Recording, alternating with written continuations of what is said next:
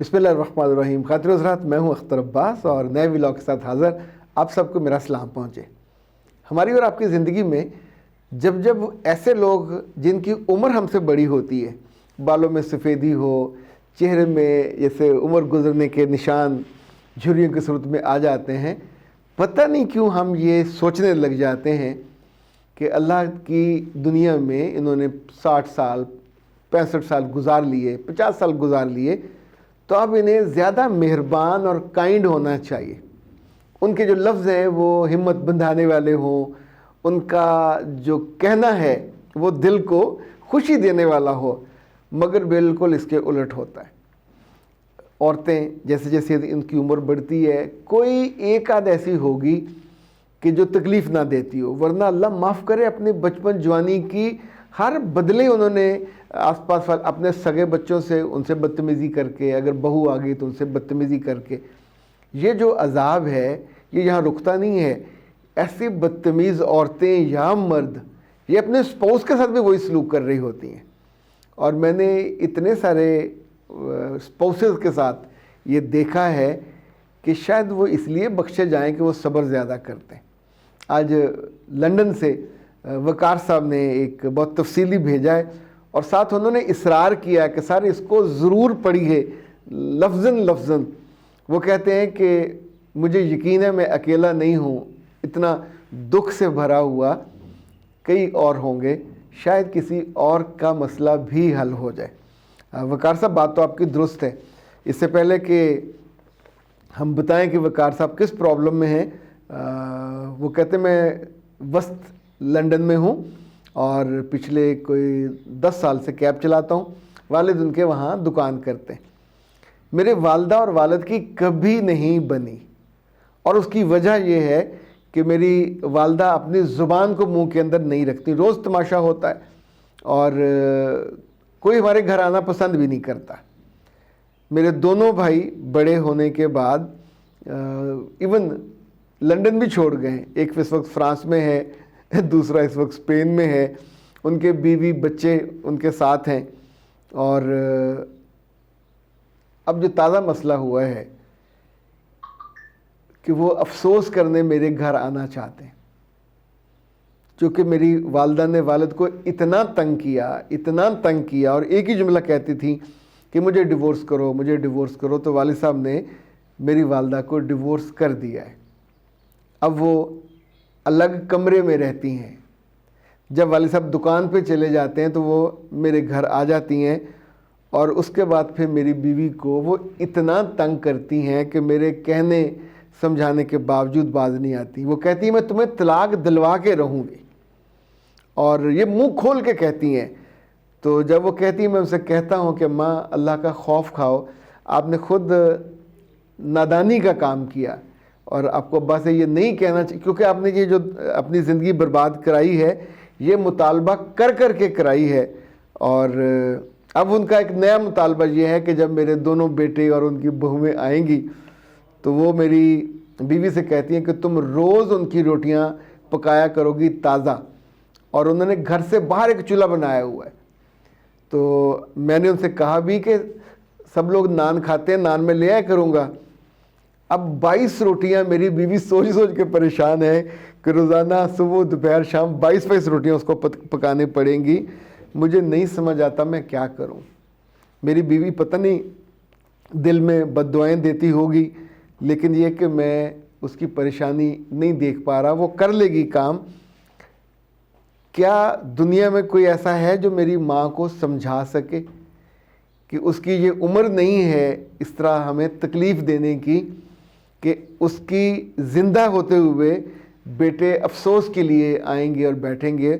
और अगली बात जो वकार साहब ने नहीं लिखी वो ये कि इस अफसोस का कोई असर नहीं होगा उनकी अम्मा पे, और उसका क्यों नहीं होगा इसको हम भी देखते हैं। ये जी अहमद हसन साहब में कहते सर आपने कम पढ़े, मिस अहमद हसन, आपने कम पढ़े लिखे मर्दों से शादी के वाले से जो बात की है, ऐसी ख़वातीन के दिल के ज़ख़म ताज़ा हो गए। आपने उनके दिल के दर्द को समझा और उस पर फहा रखा। वो कहाँ जाएं, اپنے سگے ماں باپ کے غلط فیصلوں سے برباد ہوئیں، اور سچی بیٹا بات یہ ہے کہ ان والدین کو آپ شکوہ بھی نہیں کر سکتے، بعض دفعہ غلط تجربے ہو جاتے ہیں، اس میں نیت یا انٹینشن غلط نہیں ہوتی مگر اگلا بندہ غلط نکل آتا ہے۔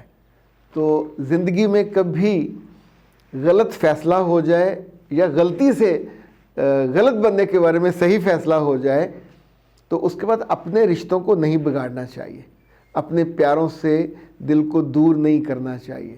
جو اس کا نارمل حل ہوتا ہے کہ خود اپنے آپ کو انگیج کریں۔ دوسرا، اپنے رب سے دعا بڑھا دیجئے۔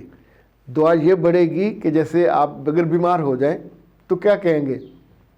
اے اللہ میری بیماری کو لمبا کر دے، مجھے مار دے اور اس بیماری کے عذاب سے میرا اور عذاب بڑھا دے۔ ہم یہ تو نہیں کرتے، تو ہم اللہ سے کہتے ہیں بے شک بیماری آپ نے بھیجی ہے پر آپ کے پاس اس سے بہتر متبادل ہے میرے لیے، وہ صحت ہے، تو پلیز مجھے صحت عطا کر دیجئے۔ اگر کہیں ایسا رشتہ جو مس میچ ہو اور آپ زندگی اب مزید اس کے ساتھ نہ گزارنا چاہتے ہوں تو منہ سے تو نہیں کہیں گے، پر دل کو تو پتہ ہوتا ہے، اور اللہ دل کے بھید بھی جانتا ہے، دل کی باتیں بھی جانتا ہے۔ بہت مشکل ہوتا ہے، نہ آپ بد دعا کر سکتے ہیں، نہ آپ کچھ اور اس کو توڑنے کا سوچ سکتے ہیں، تو اللہ سے پھر بہتر متبادل مانگنا چاہیے۔ ہنا خان کہتی ہیں سر پہلے تو آپ کی شاندار رہنمائی کا شکریہ، مجھے بہت مدد ملی اپنی شادی شدہ زندگی کو بہتر کرنے میں، پر میں سچی بتاؤں مجھے پوسٹ میرج کونسلنگ کا کانسیپٹ بہت بھایا ہے، مجھے ایک سیشن چاہیے، میں کیا کروں؟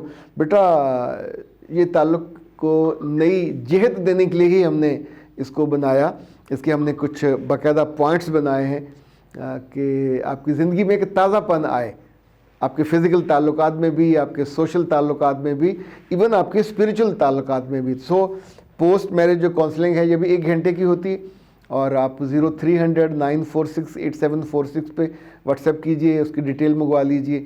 اسی طور پہ آپ 0332-746-8746 پہ بھی منگوا سکتے ہیں۔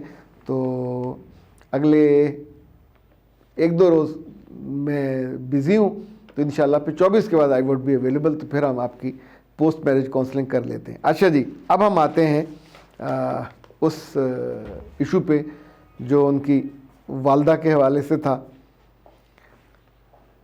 خواتین و حضرات، ذرا لمحے بھر کو سوچئے ایسے بیٹے کے دل کا حال، اس پہ کیا بیتی ہوگی؟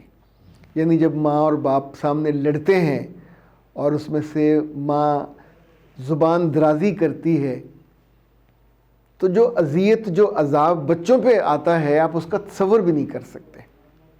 یہ اپنی ماں کو منع کریں گے تو بد دعاؤں کا رخ فوراً ادھر ہو جائے گا، نہیں منع کر سکتے۔ اور باپ کو تو ظاہر ہے آپ کو کبھی کچھ کہنا بھی نہیں چاہیے، باپ عام طور پہ چیزوں کو یا سلجھاتے ہیں یا صبر۔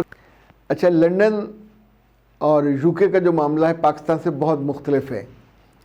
وہاں ڈیورس کے بعد خواتین اتنے برے حال میں نہیں ہوتی، انہیں گورنمنٹ سے سپورٹ مل جاتی ہے اور گھر بھی مل جاتا ہے، لیکن اگر انہیں سمجھ ہو تو پھر چیزوں کو وہ مینیپولیٹ کر کے اپنا بینیفٹ کر لیتی ہیں۔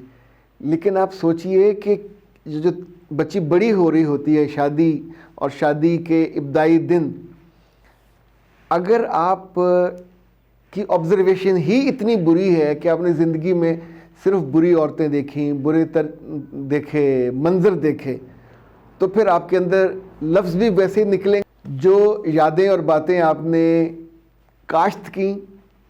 جیسے جیسے عمر بڑی ہوتی ہے تو یہ وہ وقت ہوتا ہے جب بڑی عمر کی عورتوں کو اور بڑی عمر کے مردوں کو آرام چاہیے ہوتا ہے، سکون چاہیے ہوتا ہے، محبت بھی چاہیے ہوتی، کیئر بھی چاہیے ہوتی، پر اس دن اچانک یہ کیئر کہاں سے پیدا ہو؟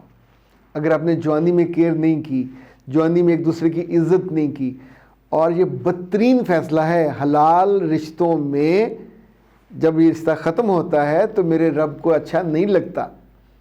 اسی لیے اول تو فیصلے کرتے ہوئے بہت احتیاط کرنی چاہیے۔ جب ہو گیا اور بچے بھی ہو گئے اور بچے بڑے بھی ہو گئے تو پھر بھی آپ اپنی زبان کی جو کٹار ہے اس کو آپ کند نہیں کرتی، یہ بہت برا ہے۔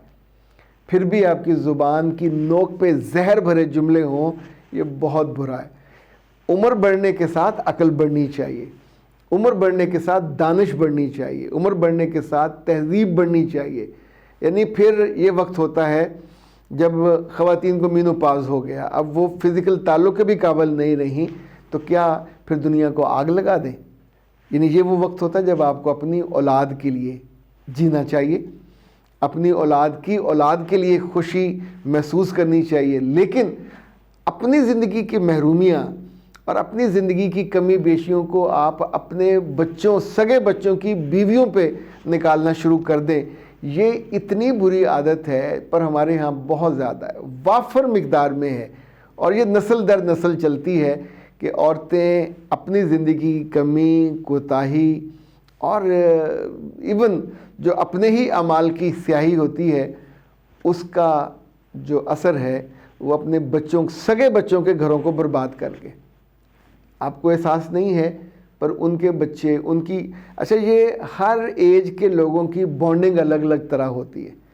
بڈھے بڈھیوں کی بانڈنگ اچھوں کی تو بہت اچھی ہوتی ہے، چونکہ بڑھیا خیال رکھتی ہے، پر اگر آپ نے اس کو نہیں رہنے دیا تو جو آپ کے بعد کی نسل ہے، اپنی نسل ہے، آپ اس بیچارے کو بھی ایک میزریبل ڈال دو گے کیفیت میں. یہ نہیں کرنا چاہیے. اس عمر کے لوگوں کو سمجھایا نہیں جا سکتا. بیٹے کے طور پہ آپ بس چیزوں کو ٹالریٹ کریں. جب آپ کے بھائی آئیں تو اس بات کو تماشا نہ بننے دیجیے گا، چونکہ اب یہ تیسری ڈیورس ہے جو ہو چکی ہوئی ہے، اور اس کے بعد واپسی نہیں ہو سکتی، کوئی چاہے یا نہ چاہے. یعنی آپ سب لٹک جائیں کہ جی چلیں اب ان کی وہ غلطی سے ہو گیا اور غصے سے ہو گیا اور ایسا ہو گیا، تو یہ واپسی ہو جائے، واپسی نہیں ہوگی. حرام جو اس کا طریقہ ہے لوگ واپسی کرتے ہیں، وہ تو اور بھی ناپسندیدہ ہے. تو اس کو مجھے نہیں لگتا کہ اس پہ اب افسوس کر کے آپ ایک محفل جمائیں اور اس میں پھر ماں کو اور باپ کو مورد الزام ٹھہرائیں. جس کو ساتھ جتنا صلہ رحمی کر سکتے ہیں کیجئے، اور اس موضوع کو کم سے کم ڈسکس کیجئے. مجھے یہ بہتر لگتا ہے. اختر عباس کو دیجیے اجازت. السلام علیکم.